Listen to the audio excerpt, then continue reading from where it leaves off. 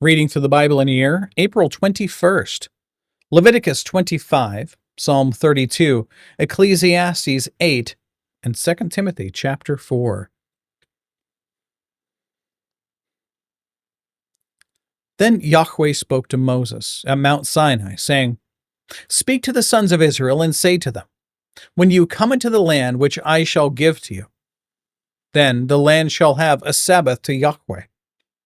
6 years you shall sow your field, and 6 years you shall prune your vineyard and gather its crop. But during the 7th year the land shall have a Sabbath rest, a Sabbath to Yahweh. You shall not sow your field nor prune your vineyard. Your harvest aftergrowth you shall not reap, and your grapes of untrimmed vines you shall not gather. The land shall have a sabbatical year. All of you shall have the Sabbath products of the land for food, yourself, your male and female slaves, your hired man, and your foreign resident, those who live as aliens with you. Even your cattle and the animals that are in your land shall have its crops to eat. You are also to count off 7 Sabbaths of years for yourselves, 7 times 7 years, so that you will have the time of 7 Sabbaths of years, namely 49 years. You shall then sound a ram's horn abroad on the 10th day of the 7th month. On the Day of Atonement you shall sound a horn throughout all your land. Thus you shall consecrate the 50th year and proclaim a release through the land to all its inhabitants. It shall be a jubilee for you, and each of you shall return to his own property. Each of you shall return to his family. Excuse me. You shall have the 50th year as a jubilee. You shall not sow, nor reap its aftergrowth, nor gather in from its untrimmed vines, for it is a jubilee. It shall be holy to you. You shall eat its crops out of the field. On this year of jubilee, each of you shall return to his own property. If you make a sale, moreover, to your friend or buy from your friend's hand, you shall not wrong one another. Corresponding to the number of years after the Jubilee, you shall buy crops from your friend. He is to sell you according to the number of years of crops. In proportion to the extent of the years, you shall increase its price. And in proportion to the fewness of the years, you shall diminish its price. For it is a number of crops he is selling to you. So you shall not wrong one another, but you shall fear your God, for I am Yahweh your God. Thus you shall observe my statutes and keep my judgments, so as to carry them out, that you may live securely on the land. Then the land will yield its produce, so that you can eat your fill and live securely on it. But if you say, What are we going to eat on the 7th year if we do not sow or gather in our crops? Then I will so order my blessing for you in the 6th year that it will bring forth the crop for 3 years. When you are sowing the 8th year, you can still eat old things from the crop, eating the old until the 9th year, when the crop comes in. The land, moreover, shall not be sold permanently, for the land is mine, for you are but aliens and sojourners with me. Thus, for every piece of your property, you are to provide for the redemption of the land. If a fellow countryman of yours becomes so poor that he has to sell part of his property, then his nearest kinsman is to come and buy back what his relative has sold. Or, in case a man has no kinsman, but so recovers his means to find sufficient for its redemption, then he shall calculate the years since its sale and refund the balance to the man to whom he sold it, and so return to his property. But if he has not found sufficient means to get it back for himself, then what he has sold shall remain in the hands of its purchaser until the year of Jubilee. But at the Jubilee it shall revert, and that he may return to his property. Likewise, if a man sells a dwelling house in a walled city, then his redemption right remains valid until a full year from its sale. His right of redemption lasts a full year. But if it is not bought back for him within the space of a full year, then the house that is in the walled city passes permanently to its purchaser throughout his generations. It does not revert in the Jubilee. The houses of the villages, however, which have no surrounding wall, shall be considered as open fields. They have redemption rights and revert in the Jubilee. As for the cities of the Levites have a permanent right of redemption for the houses of the cities which are in their possession. What, therefore, belongs to the Levites may be redeemed, and a house sale in the city of his possession, or of this possession, reverts in the Jubilee. For the houses of the cities of the Levites are their possession among the sons of Israel. But pasture fields of their cities shall not be sold, for that is their perpetual possession. Now, in the case of a countryman of yours who becomes poor and his means with regard to you falter, then you are to sustain him, like a stranger or a sojourner, that he may live with you. Do not take usurious interest from him, but revere your God, that your countryman may live with you. You shall not give him your silver at interest, nor your food for gain.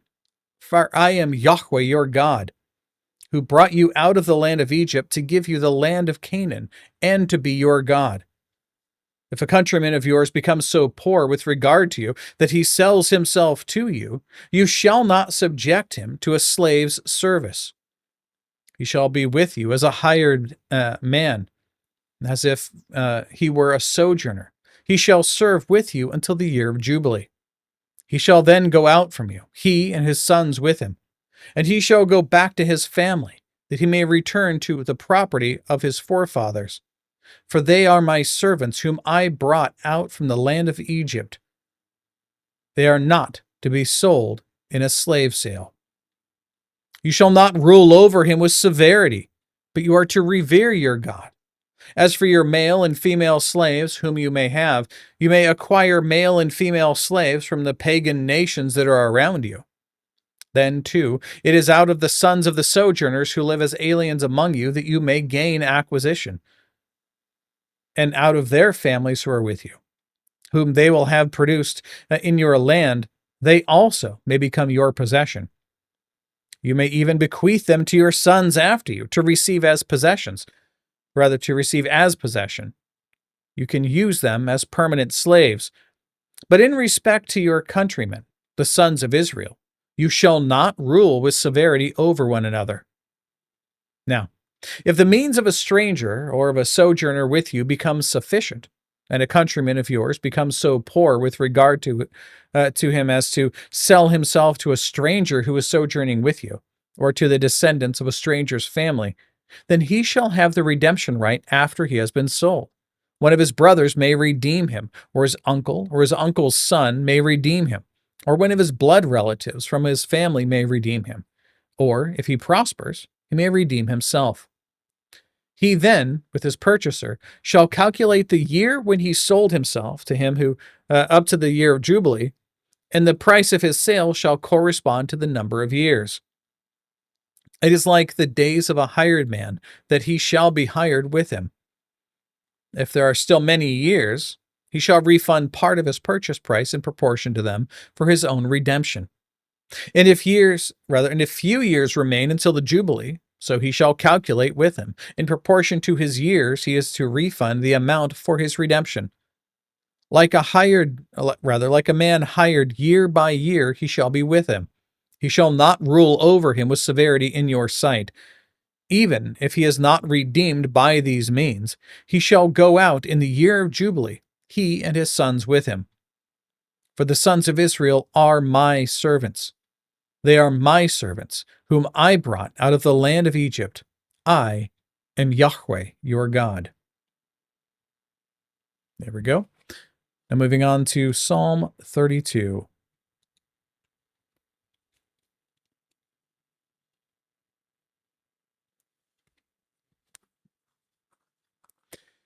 How blessed is he whose transgression is forgiven, whose sin is covered. How blessed is the man to whom Yahweh does not impute iniquity, and in whose spirit there is no deceit. When I kept silent about my sin, my body wasted away through my groaning all day long. For day and night your hand was heavy upon me, my vitality was drained away, as with the fever heat of summer. I acknowledged my sin to you. In my iniquity I did not hide. I said, I will confess my transgressions to Yahweh, and you forgave the guilt of my sin. Therefore, let everyone who is godly pray to you in a time when you may be found. Surely in a flood of great waters they will not reach him. You are my hiding place. You preserve me from trouble. You surround me with songs of deliverance. I will instruct you and teach you in the way you should go. I will counsel you with my eye upon you. Do not be as the horse or as the mule, which have no understanding, whose trappings include bit and bridle to hold them in check. Otherwise, they will not come near to you.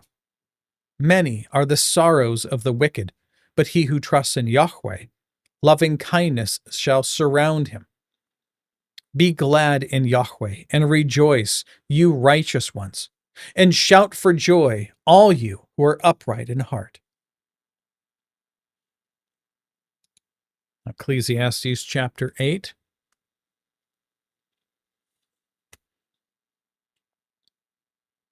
Who is like the wise man, and who knows the interpretation of a matter?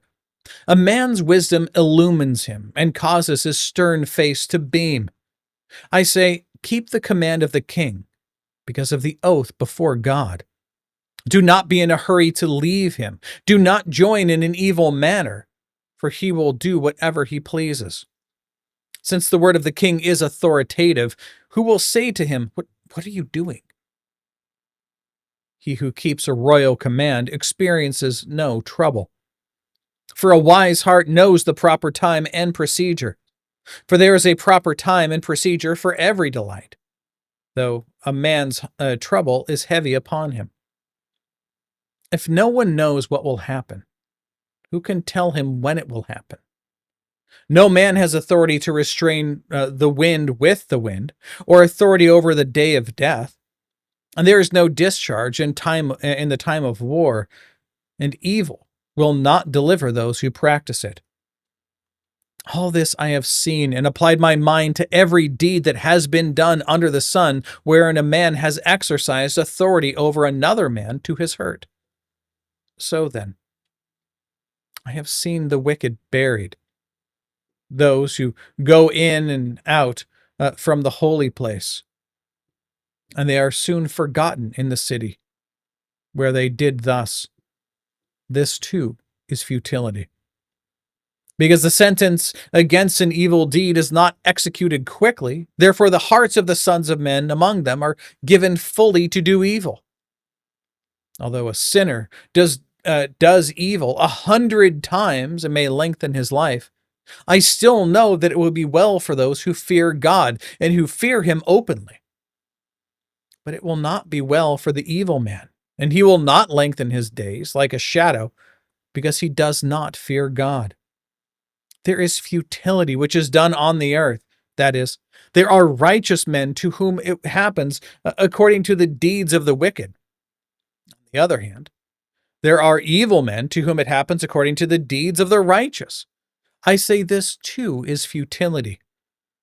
So I commend pleasure. For there is nothing good for a man under the sun except to eat and to drink and to be merry. And this will stand by him in his toils throughout the days of his life, which God has given him under the sun. When I gave my heart to know wisdom, and to seek the task which has been done on the earth, even though one should never sleep day or night. And I saw every work of God. I concluded that men cannot discover the work which has been done under the sun. Even though man should seek laboriously, he will not discover it. And though the wise man should say, I know, he cannot discover. Concluding today in 2 Timothy chapter 4.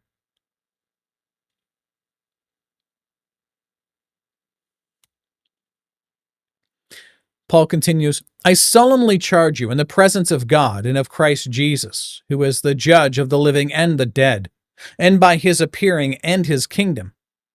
Preach the word. Be ready in season and out of season. Reprove, rebuke, exhort with great patience and instruction. For the time will come when they will not endure sound doctrine, but, wanting to have their ears tickled, they will accumulate for themselves teachers in accordance to their own desires. And I will turn away their ears from the truth, and will turn aside to myths.